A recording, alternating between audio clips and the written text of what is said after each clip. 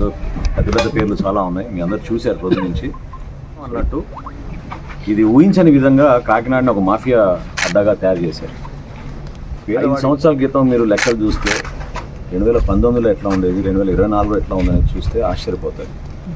కేవలం ద్వారంపూడి కుటుంబం, వాళ్ళ అనుచరులు, అందులో భాగంగా ఈ 10లో 7 చోట్ల మాకు రీసైకిల్ రైస్ చాలా స్పష్టంగా జరుగుతుందనేది మనకి ఆధారాలతో సహా దొరికింది. అందులో పెద్ద పెద్ద పేర్లు చాలా ఉన్నాయి, మీ అందరు చూశారు పొద్దు నుంచి. వీళ్ళందరి పైన 6A కింద, అదేవిధంగా మా లీగల్ మెట్రాలజీ తరఫు నుంచి కూడా కేసులు బుక్ చేసి సీరియస్ యాక్షన్ తీసుకుంటాం.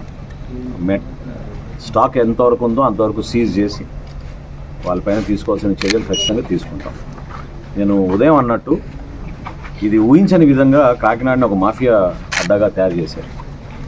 పేదవాడి పొట్టగొట్టి ఒక కుటుంబానికి ఉపయోగపడే విధంగా దుర్మార్గంగా ఇన్ని సంవత్సరాల నుంచి వీళ్ళు నడుపుకున్నారు. 5 సంవత్సరాల క్రితం మీరు లెక్కలు చూస్తే 2019లో ఎట్లా ఉండేది, 2024లో ఎట్లా ఉందని చూస్తే ఆశ్చర్యపోతారు.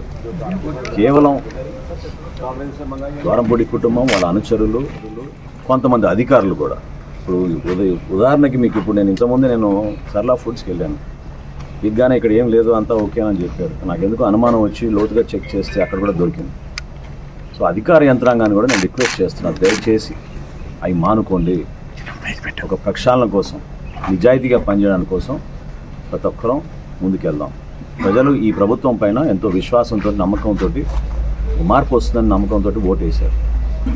మేము ఎవరం కూడా అటువంటి పొరపాట్లు చేయకుండా నిజాయితీగా ముందుకెళ్తున్నప్పుడు అధికార యంత్రాంగం కూడా మాతో పాటు నడవాల్సిందే.